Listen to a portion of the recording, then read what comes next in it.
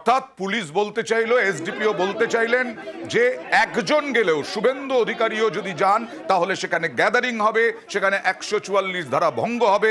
যদিও মানতে নারাজ শুভেন্দু অধিকারী, তারপরেই বসে পড়লেন। কথা বলবো প্রতিনিধি অমিতের সঙ্গে। অমিত, কি অবস্থা, কতক্ষণ বসে থাকবেন? পরিষ্কার হয়ে গেছে যে পুলিশ যেতে দেবে না শুভেন্দু অধিকারীকে। একেবারেই অয়নদা, সন্দেশখালীর উদ্দেশ্যে যে শুভেন্দু অধিকারীকে যেতে হবে না কিন্তু স্পষ্ট করে দেওয়া হয়েছে পুলিশের তরফে।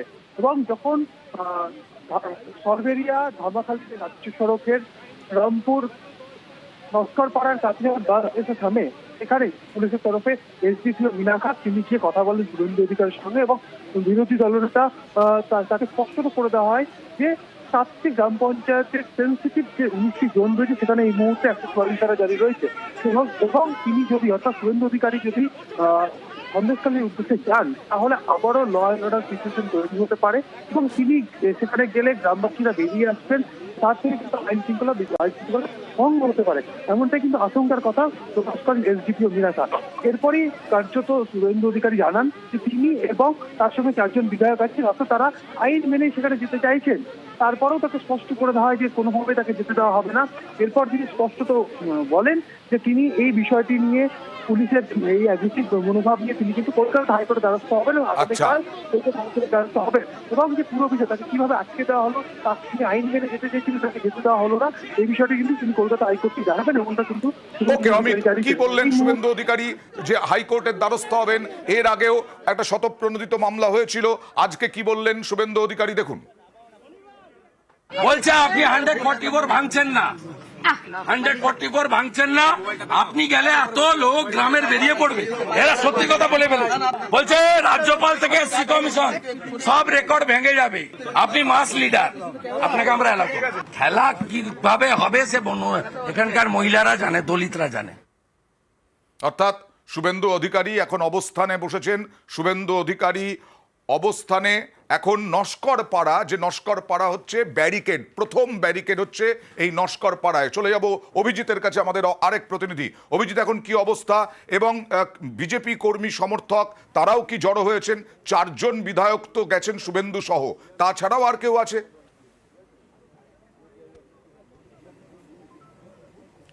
অয়ন, খুব গুটি কয়েক বিজেপি কর্মী সমর্থক তারা এখানে জড়ো হয়েছেন, কারণ 144 ধারা ভঙ্গ করবেন না এই প্রতিশ্রুতি দিয়েছিলেন শুভেন্দু অধিকারী। এবং রাজ্যের বিরোধী দলনেতা শুভেন্দু অধিকারী তিনি তার 3 সহযোগী বিধায়ককে নিয়ে এইখানে আসেন।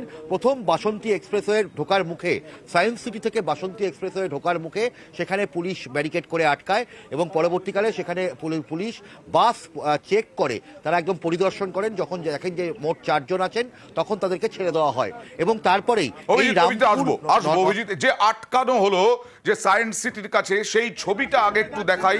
হ্যাঁ, এর আগে কয়েক ঘন্টা আগে এইভাবেই বাস আটকে ছিল ডিসির নেতৃত্বে, আপনারা দেখছেন। এবং তারপরে পুলিশ উঠে দেখে যে কতজন আছেন কতজন।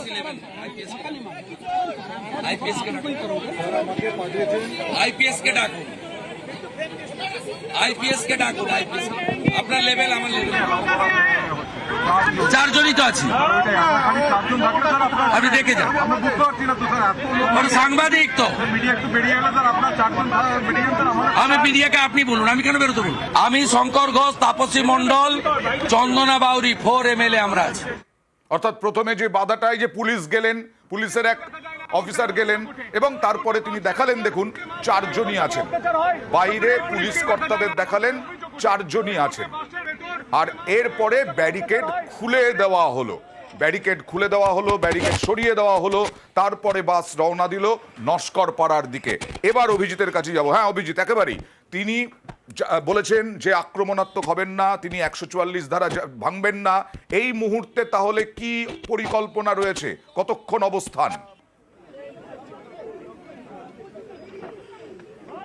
অবস্থান চলবে, কারণ এখান থেকে স্লোগান দেওয়া হচ্ছে এবং মাঝে মধ্যেই শুভেন্দু অধিকারী এবং তার সহযোগী বিধায়করা তারা প্রত্যেকে স্লোগান দিচ্ছেন এবং ভারত মাতার জয় এবং একই সঙ্গে পুলিশ হায় হায় এই স্লোগান দেওয়া হচ্ছে।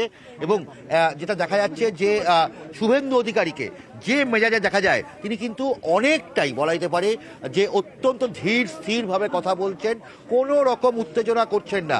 এবং সব থেকে বড় কথা, তিনি বারবার করে পুলিশকে বলেছেন যে এইরকম অন্যায়ভাবে আপনারা আটকাতে পারেন না। 144 ধারা যেখানে জারি রয়েছে সেখানে আপনারা তাও একটা ব্যবস্থা গ্রহণ করতে পারেন, কিন্তু এই রামপুর, যে রামপুর নস্করপাড়া এলাকা, এখান থেকে মাত্র 1 কিলোমিটার পেছনে শেখ শাহজাহানের বাড়ি, যে শেখ শাহজাহানের বাড়িকে কেন্দ্র করে ইডির হানাকে কেন্দ্র করে রণক্ষেত্র চেহারা হয়েছিল, আর উল্টো দিকে 2 কিলোমিটার গেলেই সেখানে হচ্ছে ধামাখালি। অর্থাৎ এই এলাকায় যেখানটা একদম ব্যারিকেড করা হয়েছে, আমরা যে প্রান্তে রয়েছি, শুভেন্দু অধিকারী যেখানে রয়েছেন সেটা সন্দেশখালী 1 নম্বর ব্লক, আর একদম এই ব্যারিকেডের উল্টো দিকে সেটা সন্দেশখালী 2 নম্বর ব্লক। ফলে এখানে কোনো রকমভাবে কোনো নিয়ন্ত্রণ নেই, কোনো নিয়ম নীতি নেই, যে নিয়ম নীতি বা আইনের দ্বারা শুভেন্দু অধিকারী সহ এই 4 বিধায়ককে আটকানো যায়।